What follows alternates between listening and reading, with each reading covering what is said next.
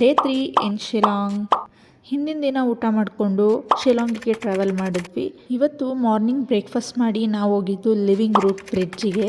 ಇಲ್ಲಿ 2 ಆಪೋಸಿಟ್ ಮರಗಳ roots bridge ಆಗಿ ಫಾರ್ಮ್ ಆಗಿದೆ ಅಂಡ್ ಆ ಬ್ರಿಡ್ಜ್ ಕೆಳಗಡೆ ಒಂದು ರಿವರ್ ಫ್ಲೋ ಆಗ್ತಿರತ್ತೆ. ಇದು ಇಲ್ಲಿನ ಸ್ಪೆಷಾಲಿಟಿ. ಲಿವಿಂಗ್ ರೂಟ್ ಬ್ರಿಡ್ಜ್ ಇಂದ ಸ್ಟೆಪ್ಸ್ ಹತ್ಕೊಂಡು ಬಂದ್ರೆ ನಮಗೆ ಕಾರಲ್ಲಿ ಈ ಪ್ಲೇಸಿಗೆ ಕರ್ಕೊ ಬರ್ತಾರೆ. ಇಲ್ಲಿ ಬಂದು ಸ್ವಲ್ಪ ವಾಕ್ ಮಾಡಿದ್ರೆ ನಮಗೆ ಈ ಬ್ಯೂಟಿಫುಲ್ ವ್ಯೂ ಪಾಯಿಂಟ್ ಕಾಣುತ್ತೆ.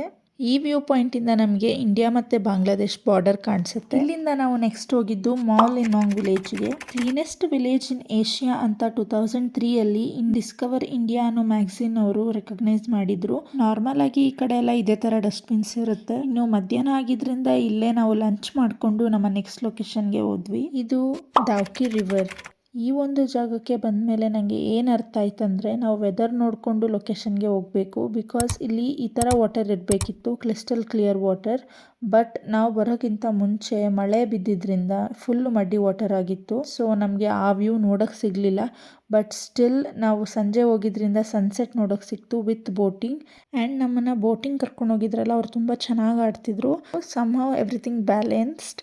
ಆ್ಯಂಡ್ ಇವ್ರು ಆಡಿರೋದನ್ನ ನನ್ನ ಹೈಲೈಟ್ಸಲ್ಲಿ ನೀವು ನೋಡ್ಬೋದು. ಸಂಜೆ ಆಗಿದ್ರಿಂದ ಜಾಸ್ತಿ ಹೊತ್ತು ಬೋಟಿಂಗ್ ಮಾಡೋಕ್ಕೆ ಬಿಡಲಿಲ್ಲ. ಸೊ ಬೋಟಿಂಗ್ ಆದಮೇಲೆ ನಾವು ಹೋಟೆಲ್ಗೆ ಹೋದ್ವಿ. This was all about day 3. Okay bye.